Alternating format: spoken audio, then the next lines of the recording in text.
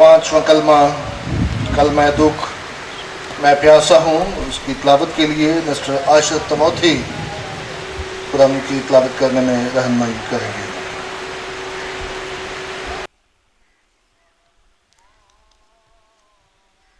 अंजील मुक़द्दस में से हम पढ़ेंगे यूहन्ना रसूल की मार्फत लिखी गई अंजील उसका 19वां बाब और उसकी 28वीं आयत से 30वीं आयत तक। मेहरबानी से अंजील जलील के एहतराम में हम सब अपने नशिस्तों से खड़े हों।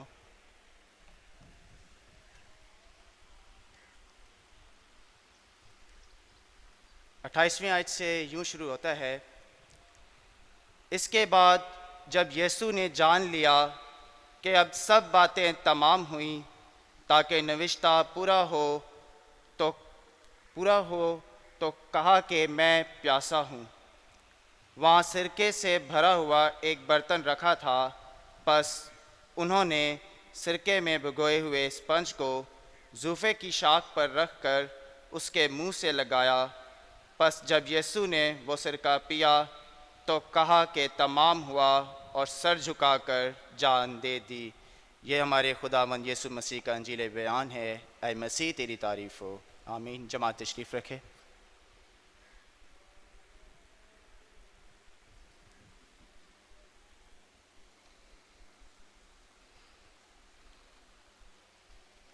मेरे अज़ीज़ों, खुदावंद के नहायत शुक्रगुजार हैं गुज़रे हुए सारे वक्त के लिए, तमाम सलीबी कलमात के लिए जिसमें खुदावंद ने अपने लोगों को अपने कलाम की खिदमत के लिए इस्तेमाल किया। आज सलीबी कलमात के मौका पर पांचवा कलमा पेश करने की जसारत कर रहा हूं और मुझे याद है कि पिछले साल भी मैंने इस बात का इजहार किया था कि हम गुनहगार इंसानों के लिए बहुत मुश्किल है कि हम खुदावंद यीशु मसीह के सलीबी कलमात को उस सिनारियो में रहकर, उस मौका और महल में रहकर, उस सलीब की चौखट पर रहकर जो कि खुदावंद यीशु मसीह ने अदा किए थे, हम वैसे अदा नहीं कर सकते। क्योंकि जैसी अजियत, जैसा दुख खुदावंद यीशु मसीह सलीब की चौखट पर बर्दाश्त कर रहे हैं या बर्दाश्त किया, और उस अजियत में इन कलमात को बयान करना, इन कलमात को अदा करना नहायत मुश्किल था। खुदावंद यीशु मसीह के सलीबी वाक़यात पर अगर हम गौर करें तो उसके पकड़वाए जाने से लेकर उसकी मौत तक जितना भी वक्त खुदावंद ने वहां पर गुजारा या सलीब की चौखट पर गुजारा, कोई भी ऐसा लम्हा ऐसा नहीं था कि जिसमें अजियत ना हो, जिसमें दुख ना हो, जिसमें तकलीफ ना हो। क्या जब खुदावंद यीशु मसीह को तमाचे मारते थे, खुदावंद यीशु मसीह को कोड़े मारते थे, और वो कोड़ा मारते थे जिसके मारने से खुदावंद यीशु मसीह का जिस्म चीथड़े हो जाता था, क्या उस वक्त खुदावंद यीशु मसीह को तकलीफ नहीं होती थी? क्या उस वक्त खुदावंद यीशु मसीह दुख में नहीं था? क्या उस वक्त खुदावंद यीशु मसीह को अजियत नहीं हुई? तो क्यों खुदावंद यीशु मसीह सलीब की चौखट पर अगर दुख का इजहार करता है, अजियत का इजहार करता है, तो यह कहकर कि मैं प्यासा हूं। क्या उसका जिस्म जख्मों से चूर नहीं है? क्या उसकी हड्डियों में तकलीफ नहीं है? क्या उसके सर में तकलीफ नहीं है जिस पर कांटों का ताज बेरहमी के साथ ठोंसा गया? लेकिन यहां पर वो सिर्फ इस अजियत का बयान करता है, इस अजियत का इजहार करता है कि मैं प्यासा हूं। बेशक उस वक्त जब हम मुल्क फिलिस्तीन पर, उसकी गर्मी का, उसके मौसम पर गौर करें तो वो हमारे मौसम से कोई मुख्तलिफ नहीं है। जिस तरह हमारे यहाँ पर शदीद गर्मी पड़ती है, वैसे ही वहां पर शदीद गर्मी थी। बेशक रब यीशु मसीह उस वक्त दुख से निढाल है। पता नहीं कितना वक्त गुजर गया था उसकी पेशियां होते हुए, कभी कायफा के पास, कभी सरदार कहन के पास, कभी पिलातूस के पास। उसने पानी नहीं पिया। इंसानी जान होते हुए, ड्यूल नेचर होते हुए कि वो कामिल इंसान और कामिल खुदा था, बशर होते हुए उसे प्यास महसूस हुई। लेकिन जैसा मैंने पहले कहा कि सवाल यह है कि जहां पर इतनी तकलीफें खुदावंद यीशु मसीह ने बर्दाश्त कर ली और उफ नहीं किया, बल्कि वो अपने मारने वालों, सताने वालों को कहता है कि बाप इनको माफ कर, क्योंकि ये जानते नहीं कि क्या करते हैं। तो वो उनको भी कह सकता था कि नहीं यार, अब मुझे इतना ना मारो, मेरा जिस्म इस लायक नहीं रहा। लेकिन यहां पर वो इजहार करता है जिस्मानी दुख का, प्यास की शिद्दत का, अजियत का, कि मैं प्यासा हूं। अगर हम वाकई ही प्यास की शिद्दत का अंदाजा लगाना चाहते हैं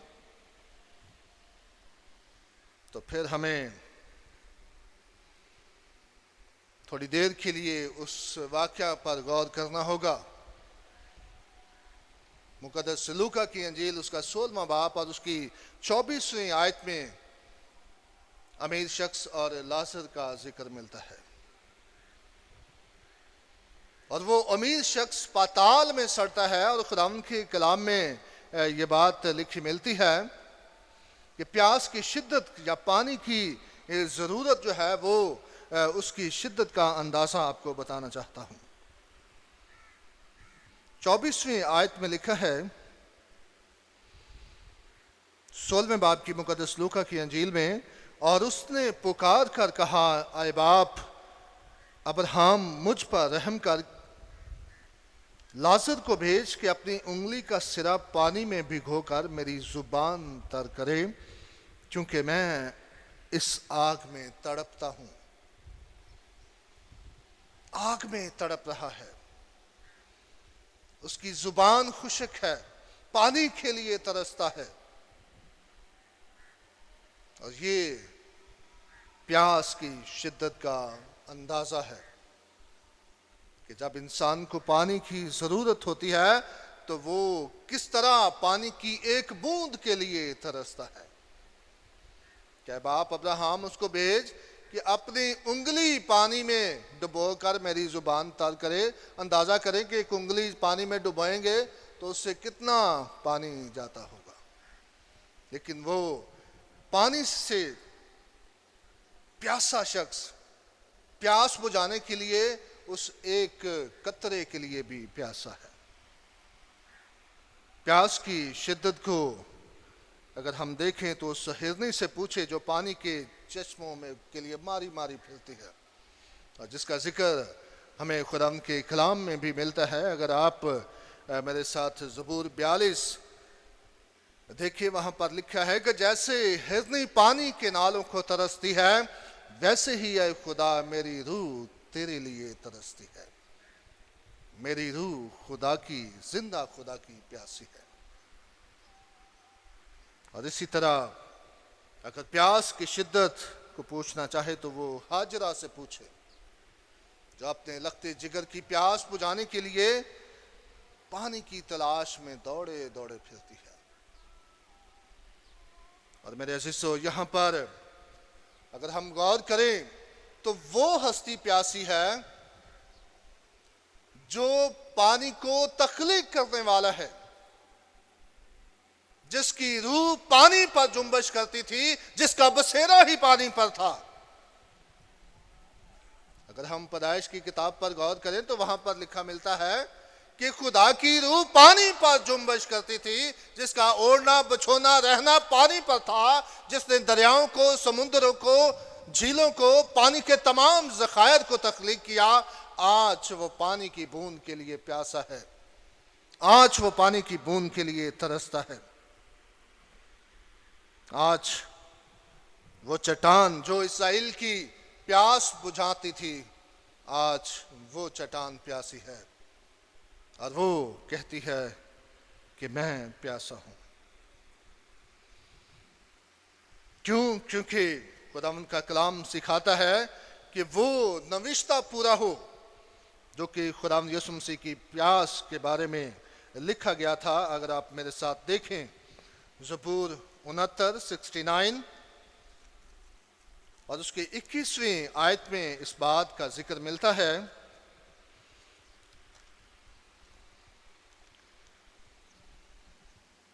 उन्होंने मुझे खाने को इंद्रायण भी दिया और मेरी प्यास बुझाने को उन्होंने मुझे सिरका पिलाया। और ये पेशन गोई की गई थी कि खुदावंद यीशु मसीह को प्यास लगेगी, वो प्यास के लिए पुकारेगा और उसकी प्यास बुझाने के लिए उसे सिरका दिया जाएगा। क्योंकि जैसा कि खुदावंद के कलाम में से तलावत किया गया 29वीं आयत में से, बस उन्होंने सिरके में भिगोए हुए स्पंज को जूफे की शाख पर रखकर उसके मुंह से लगाया। प्यास बुझाने के लिए उन्होंने मुझे सिरका दिया। और इसी तरह ज़बूर 22 उसकी 15वीं आयत में इस बात का जिक्र मिलता है, मेरी कुव्वत ठीकरे की तरह खुश्क हो गई और मेरी जुबान मेरे तालू से चिपक गई। ये खुदावंद यीशु मसीह के कलमा दुख, कलमा अजियत की चंद पेशन गोइयों का जिक्र मिलता है। जब हम सलीबी मंजर पर गौर करते हैं कि चौथा कलमा खुदावंद यीशु मसीह ने अदा किया कि ऐ बाप तूने मुझे क्यों छोड़ दिया। एली एली लमा शबक्तनी। वहां पर भी खुदावंद दुख का इजहार करता है, वो रूहानी दुख है। यहाँ पर जिस्मानी दुख का, जिस्मानी प्यास का खुदावंद यीशु मसीह इजहार करता है और सलीब की चौखट से उसने कहा कि मैं प्यासा हूं, मैं प्यासा हूं। एक शख्सी तमन्ना और जरूरत की आवाज है। और मेरे अजीजों, हमारा खुदावंद इसलिए प्यासा हुआ कि हम आइंदा को प्यासे ना हो। वो इसलिए प्यासा हुआ कि वो हमें आबे हयात मुफ्त दे सके। वो हमें सैर करने के लिए, आसूदा करने के लिए प्यासा हुआ। मेरे अजीजों, अगर हम इस बात पर गौर करें, जैसा मैंने पहले कहा कि जहां इतने दुख, इतनी तकलीफें खुदावंद यीशु मसीह ने बर्दाश्त की, तो क्या वो प्यास को बर्दाश्त नहीं कर सकता था? मैं प्यासा होने से खुदावंद यीशु मसीह किस बात की तरफ इशारा करता है, वो किस चीज का प्यासा है? वो इसराइल की बरगश्तगी का प्यासा है, वो उनकी बेरारवी का प्यासा है, बुत परस्ती और जुल्म और बर्बरियत से वापसी और तौबा का प्यासा है। मेरे अज़ीज़ों, ये कलमा हमें सिखाता है कि वो आज हमारी मजहबी बेहसी, बेशरी जिंदगी, मसीही किरदार के फुकदान, पार्टीबाजी, अनापरस्ती, शराबनोशी, हरामकारी, कत्ल गारत, तौबा और पछतावे का प्यासा है। ये कलमा हमें सिखाता है कि मसीही कलीसियाओं के अंदर फूट, कलीसियाई अदारों में अजादादारी, अकरबा परवरी, बदकिरदारी से तौबा करने और खुदावंद के पास वापस आने का प्यासा है। और वो बुलाता है कि मेरे पास आब हयात मुफ्त पियो। मेरे अज़ीज़ों, ये कलमा कलीसियाई ईमानदारों और कलीसियाई अराकीन को सिखाता है कि वो बेहसी, रियाकारी, बदी की कुव्वतों से तौबा करें, क्योंकि खुदावंद उनकी खालस इबादतों और रियासतों का प्यासा है। वो मेरी और आपकी और हम सब की रूह और सच्चाई से प्रस्तिश और खालस अकीदत का प्यासा है। अगर हम मुकद्दस मत्ती की अंजील उसका 25वां बाब और उसकी 35वीं आयत पर गौर करें तो वहां पर भी इस बात का जिक्र मिलता है कि मैं प्यासा था, तुमने मुझे पानी ना पिलाया, मैं भूखा था, तुमने मुझे खाना ना खिलाया, मैं नंगा था, तुमने मुझे कपड़ा ना पहनाया, मैं बीमार था, तुमने मेरी तीमारदारी ना की। मेरे शिशु, आज वो खुदावंद जो उस सामरी औरत से कहता है कि तू मुझसे पानी मांगती तो मैं तुझे जिंदगी का पानी देता, आज वो सलीब की चौखट पर प्यास का इजहार करता है।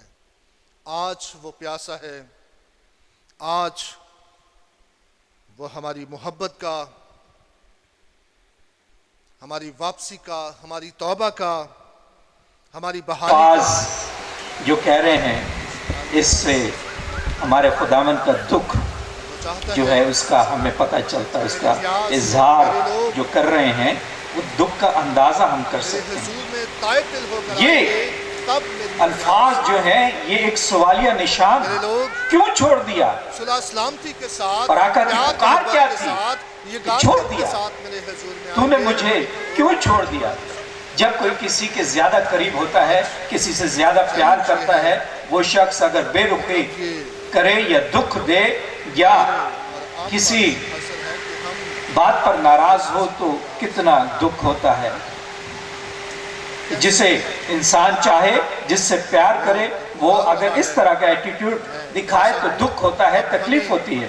बेशक दुनिया की दूसरी तकलीफें, परेशानियां उस वक्त कोई मायने नहीं रखती, मगर वो दुख जो इस वक्त खुदावन हमारे सहारे हैं, जो बाप की तरफ से उन्हें मिला है,